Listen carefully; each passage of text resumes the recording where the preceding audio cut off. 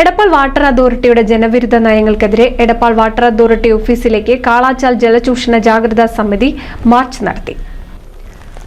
ആലങ്കോട് ഗ്രാമപഞ്ചായത്തിലെ കാളാച്ചാൽ കോലോളമ്പ് പാടത്ത് സ്ഥാപിച്ച കുപ്പിവെള്ള ഫാക്ടറി വാട്ടർ അതോറിറ്റിയുടെ സഹകരണത്തോടെ പ്രദേശത്ത് ജലചൂഷണം നടത്തുന്നു എന്നാരോപിച്ചാണ് എടപ്പാൾ വാട്ടർ അതോറിറ്റി ഓഫീസിലേക്ക് കാളാച്ചാൽ ജലചൂഷണ ജാഗ്രതാ സമിതി മാർച്ച് നടത്തിയത്.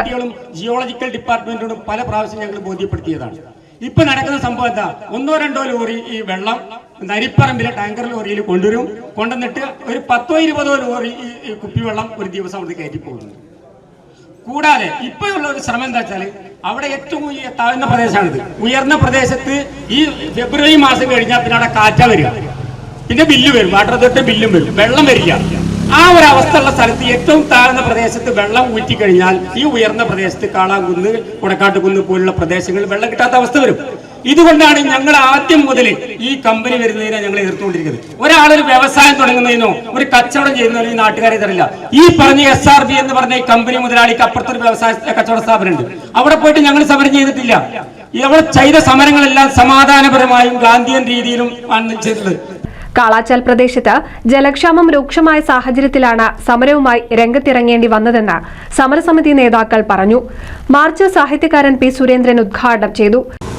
പിന്നെ ഏത് തരത്തിലുള്ള നിയമത്തിൻ്റെ പേരിലായാലും ഈ കുപ്പിവെള്ള കമ്പനികൾക്ക് വാട്ടർ അതോറിറ്റി വെള്ളം കൊടുക്കാൻ പാടില്ല, അത് അവസാനിപ്പിക്കുക തന്നെ വേണം എന്നുള്ള കൃത്യമായ നിലപാടാണ് അത്. എന്തിൻ്റെ പേരിലായാലും ഒരു ന്യായം അതിനില്ല. അങ്ങനത്തെ നിയമം ഉണ്ടെങ്കിൽ ആ നിയമം മാറ്റി എഴുതുകയേ പറ്റുള്ളൂ. വാട്ടർ അതോറിറ്റി കുപ്പിവെള്ള കമ്പനികൾക്ക് കൊടുക്കാൻ പാടില്ല. പിന്നെ കുപ്പിവെള്ള കമ്പനികൾ ഒരിക്കലും ഭൂഗർഭ ജലം എടുത്തിട്ട് ചെയ്യുന്നത് പ്രശ്നം തന്നെയാണ്.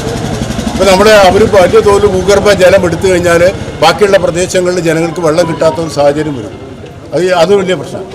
അതുകൊണ്ട് കുപ്പിവെള്ള കമ്പനികൾ റെയിൻ വാട്ടർ പിന്നെ ഹാർവെസ്റ്റ് നടത്തിയിട്ട് അവർ മഴവെള്ളം ഉപയോഗിച്ച് മഴവെള്ള സംഭരണികൾ ഉണ്ടാക്കിയിട്ട് ആ വഴി വെള്ളം കൊടുത്തിട്ട് അവർ ആ തരത്തിൽ കൊണ്ടുവരട്ടെ. ആ തരത്തിൽ നമ്മുടെ നാട്ടിലെ നിയമങ്ങൾ ഉണ്ടാവണം.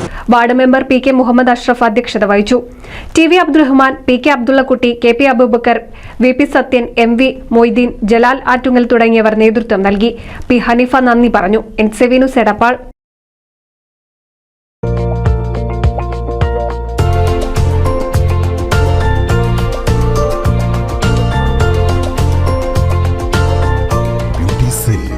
എടപ്പാൾ, തൃപ്രയാർ, ചാവക്കാട്, പുത്തനത്താണി.